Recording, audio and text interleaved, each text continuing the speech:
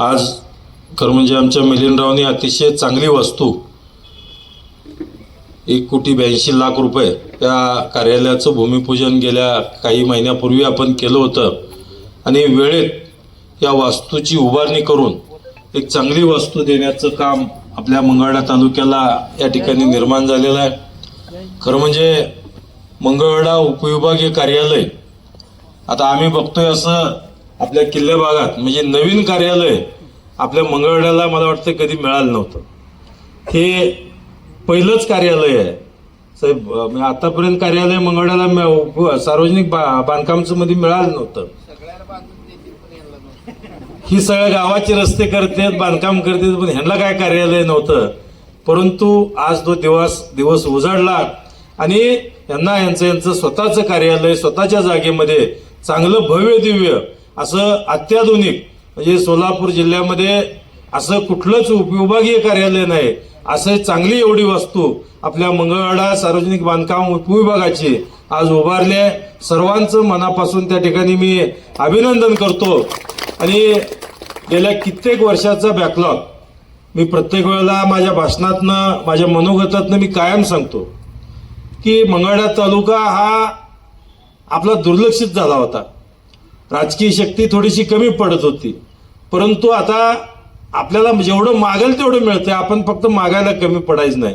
आता साहेबांनी सांगितलं निमकर साहेबांनी, निमकर साहेबाच्या रूपाने एक सार्वजनिक बांधकाम विभागाला अतिशय चांगले अधिकारी या ठिकाणी आज मिळालेले आहेत, काम करणारे।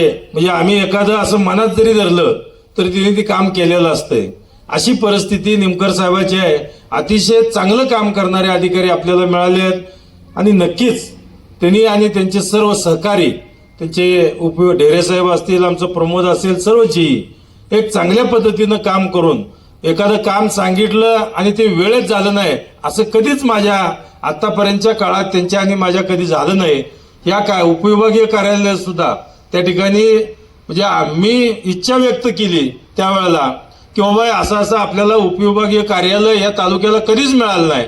आता जे राहतोय ते कधी फार पूर्वी काळामध्ये म्हणजे जवळजवळ मला वाटतं 30-40 वर्षापूर्वीच तर नक्कीच असणार आहे ती। सरांना काय माहित असेल तर माहित नाही, आता कधीच आहे ते तुम्ही बघताय असं बी असंच आहे, मी बघतोय असं तर असंच आहे।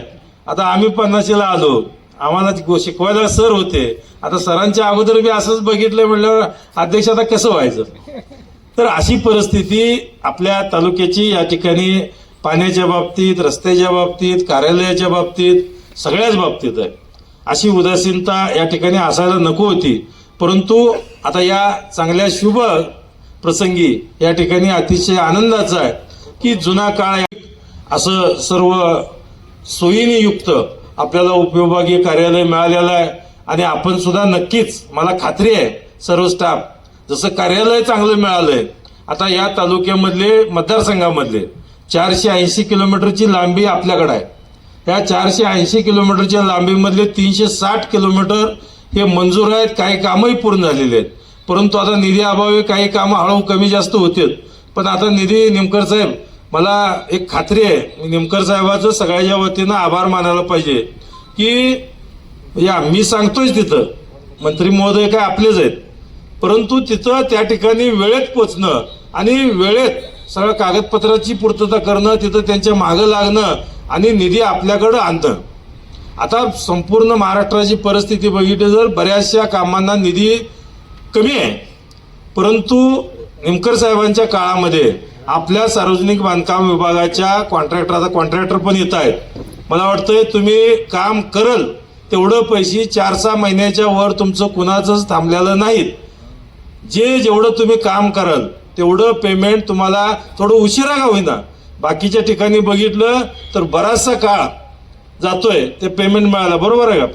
पण आपल्याकडे तशी परिस्थिती नाही आहे।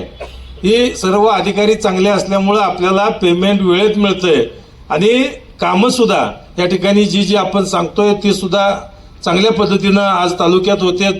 ठिकाणी दोन्ही मंत्र्याच्या या ठिकाणी आपल्याला सांगण्यावरून आज आपण या ठिकाणी हा उपविभागीय कार्यालयाचं लोकार्पण सोहळा या निमित्तानं आपण करतोय आणि नक्कीच त्यांच्या दोन्ही मंत्र्यांच्या जयकुमार आपले पालकमंत्री जयकुमारजी गोरे आणि बांधकाम मंत्री आमचे शिवेंद्र बाबा यांच्या दोघांच्या वतीनं या उपविभागीय कार्यालयाला या निमित्तानं शुभेच्छा आहेत. आणि मी सुद्धा या ठिकाणी आमच्या पंढरपूर मंगळवाडा मतदारसंघातील जनतेच्या वतीनं सुद्धा सर्व अधिकाऱ्यांना मनापासून शुभेच्छा देतो.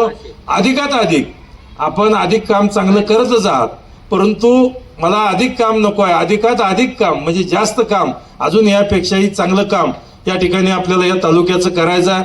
नक्कीच या सगळ्या गोष्टीमध्ये आपण सर्व अधिकारी सुद्धा साथ देतील आणि या निमित्तानं हा परिसर सुशोभीकरण करण्यासाठी सुद्धा 1 कोटी रुपयाचं म्हणजे इथं गार्डन असेल किंवा इथं गेट असतील, कंपाऊंड असेल, नादुरुस्ती तिथं बोर पाडायचं असेल, पाण्याची व्यवस्था असेल, या सगळ्यासाठी 1 कोटी रुपये आणि 2-1 कोटी रुपये आपल्याला रेस्ट हाऊसचं अजून 2 सूट आणि एक चांगला हॉल बांधण्याकरता या निमित्तानं पाहिजेत.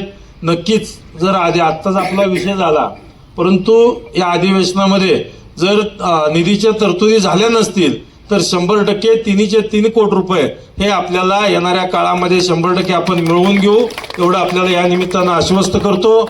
आणि आज आपल्याला सगळ्यांना या निमित्तानं खूप खूप शुभेच्छा देतो आणि थांबतो.